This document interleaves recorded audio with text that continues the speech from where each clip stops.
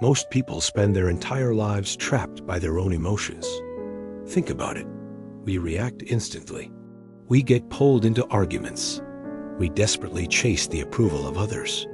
And every single time we do this, we're giving away our power. Now, let's be clear about something right from the start.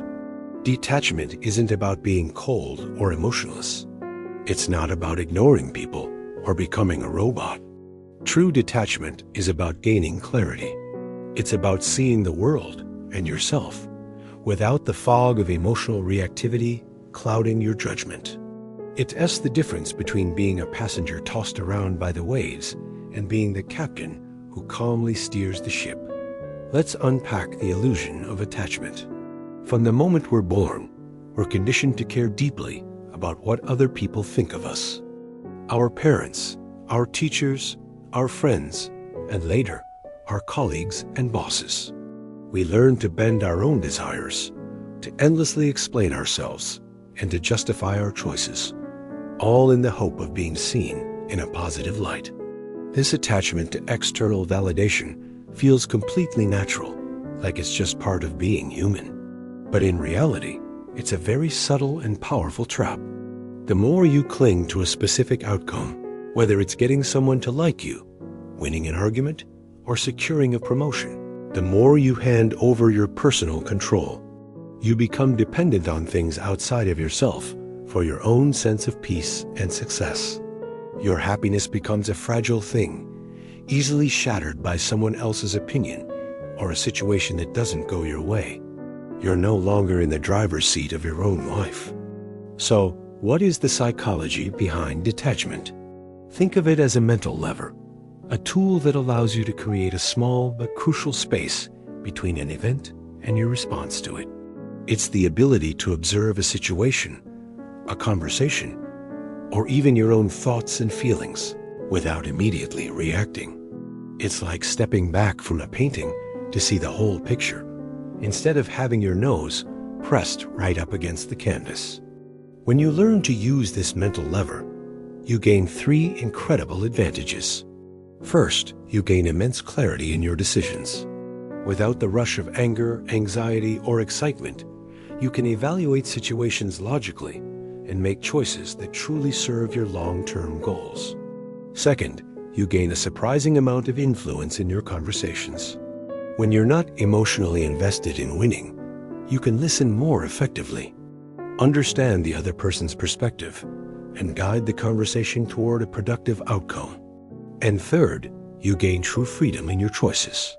You are no longer bound by the need for approval or the fear of disapproval. You act from a place of inner alignment, not external pressure. In essence, detachment is the quiet, unassuming way to win without ever entering into a conflict. Now, let's talk about how people respond to this detached state. It's fascinating, really. Human beings are instinctively wired to test for emotional access.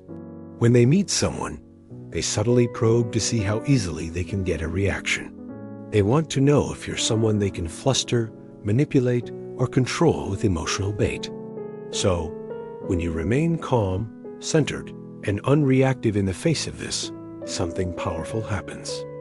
First, people often reveal far more than they intend to. When their emotional prods don't work, they might become frustrated or confused. And in that state, their true intentions and character come to the surface. Second, they begin to respect your boundaries without you even having to state them explicitly. Your calm demeanor signals that you are not available for emotional drama or manipulation. It creates a natural barrier. And third, they subconsciously assign authority to you. In any social dynamic, the person who is least reactive is perceived as the one with the most power and control. Detachment acts like a psychological mirror. When people interact with you, they don't see your reactions.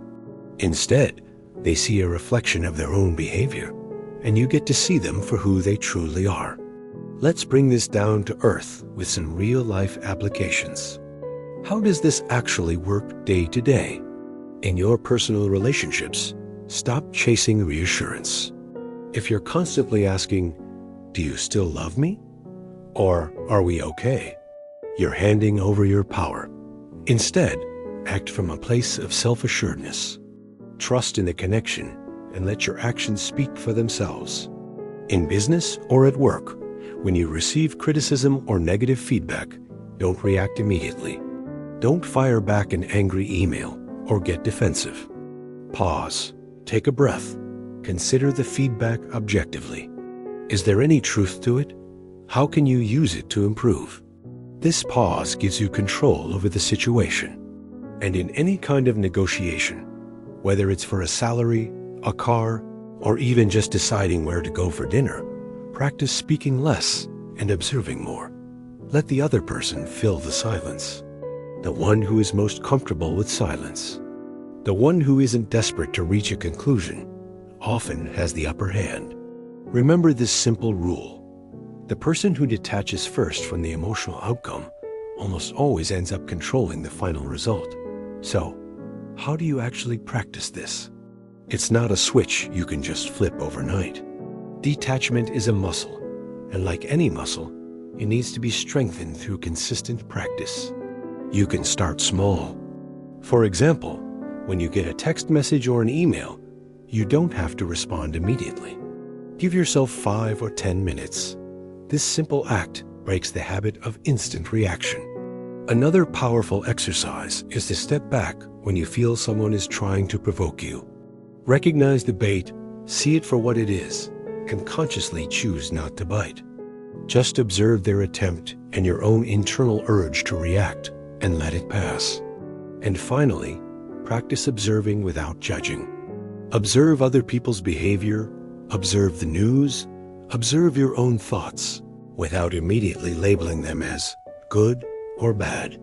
Just see them as information. Each time you do this, you're building that mental space, strengthening that muscle of detachment. It gets easier with every repetition. In the end, true power is rarely earned by chasing it, by shouting the loudest, or by demanding respect.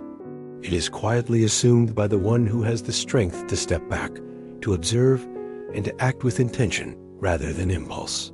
This isn't about being distant or uncaring. It's less about being in control of the one thing you truly can control, your own inner state. Detachment is your silent advantage, your strategic pause, your secret weapon in a world that's constantly trying to pull you into the chaos. Learn to use it, and you'll find a level of freedom and influence you never thought possible.